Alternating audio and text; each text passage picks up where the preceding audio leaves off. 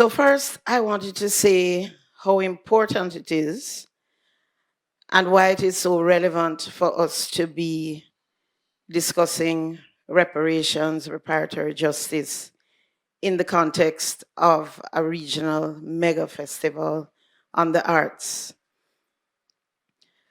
And I think that because historically, culture really was the site of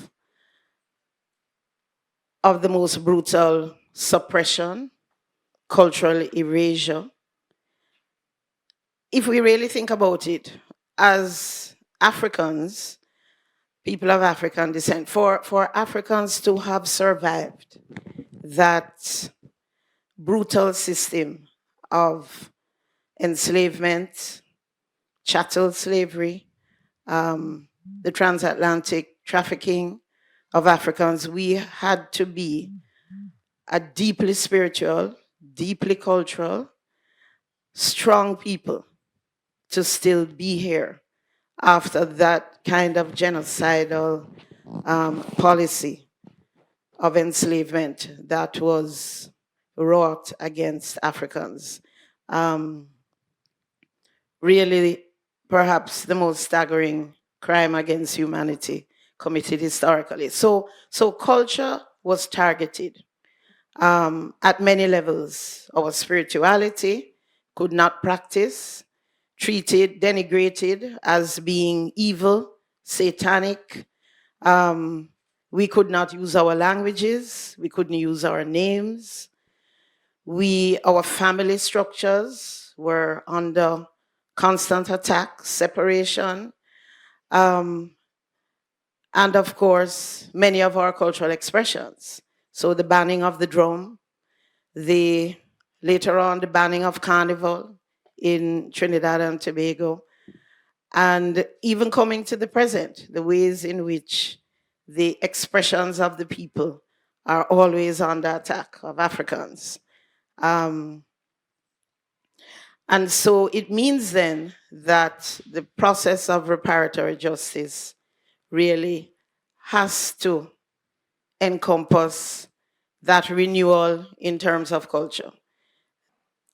If we, the descendants of those African ancestors, if we fail to demand accountability and justice, we would be sending for those terrible crimes that were committed against our ancestors. If we fail to demand accountability and justice, if we fail to demand reparations, we would be sending a message to the world at large, but to ourselves as well, that we do not consider that our ancestors were sacred beings made in the likeness and image of the Almighty Creator and deserving of justice.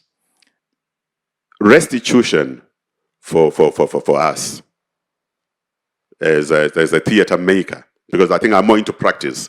I'm the guy who goes in and sort of says, you know what, let's have the ancestors here, let's have the spirit mediums here, you know, let's bring them, let's have this conversation with them, you know, let's see what they're actually saying, let's hear what they're saying, because they do talk.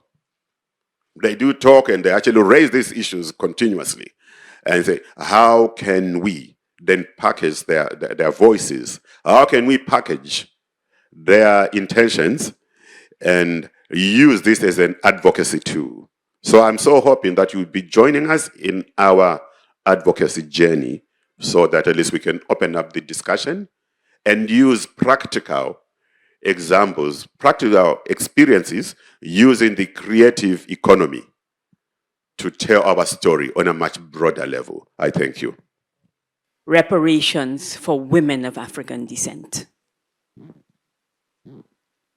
And the reason why I focus on women of African descent is because I know that enslavement and the concept of chattel slavery was not a gender-neutral term. that there was specific war waged against women of African descent, and that that war has legacies that we see today in daily life.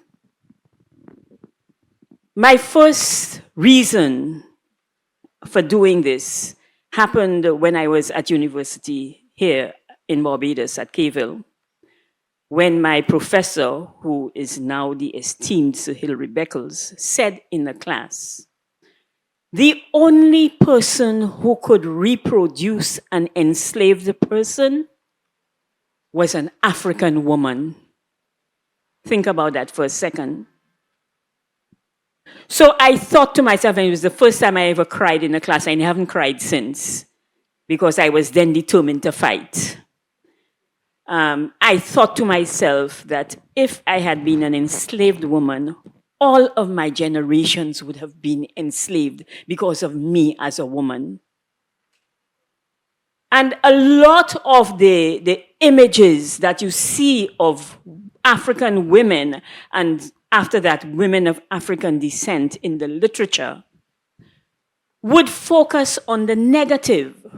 So here I am as a female history student, reading that African women were considered masculine. You remember in the first conversation that we had at Golden Square that Sir Hilary said that Barbados is one of the slave societies where women outnumbered men. And that is because, one of the reasons is because of the fact that they saw us as being equal to men working on the field, in the cane fields. There was no difference between the African man and the African woman. They took away everything that was feminine and womanly about us.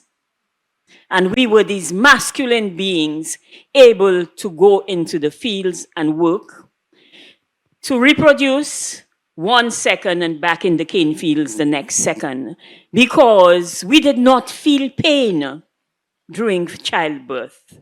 And a lot of the experiments that have been done in terms of gynecology with regard to the female body was done on enslaved women. And that these experiments were written into medical books that exist today that say we cannot bear pain, that we can bear pain, that we cannot, we are strong enough, our bodies are strong enough to be able to labor and to labor. And so for me, it is important that we recognize that there must be reparations for the woman of African descent also. Our only job right now is reparatory justice. I am here today to remind us that our only job right now is reparation. We have no other job as peoples of African descent. You have heard said in different ways from each of our panelists that there is work to be done. Reparatory justice is a mission. And if we are on that mission, it means everyone has the job to make sure that the process of emancipation, in the words of Erna Brodber, needs to be completed. We are still yet to complete that emancipation process.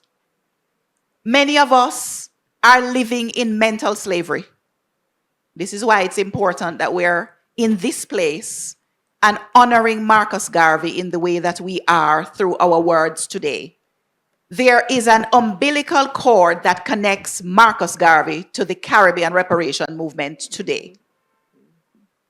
There is no way to forget about a Marcus Garvey. And in fact, we are in Marcus Garvey's month. I just last week, I think it was last week, a few days ago, gave the Marcus Garvey lecture in Kingston, Jamaica. And one of the important things is to remind ourselves that internal repair is critical. There are people still in 2025 who believe that we would have been better under the British, better under the Portuguese, better under the Dutch. right? Better under the Spanish. We have to go through that process of decolonization in a systematic way. And that is where the work that I do at the Center for Reparation Research at the University of the West Indies, which supports the CARICOM reparation movement, is critical.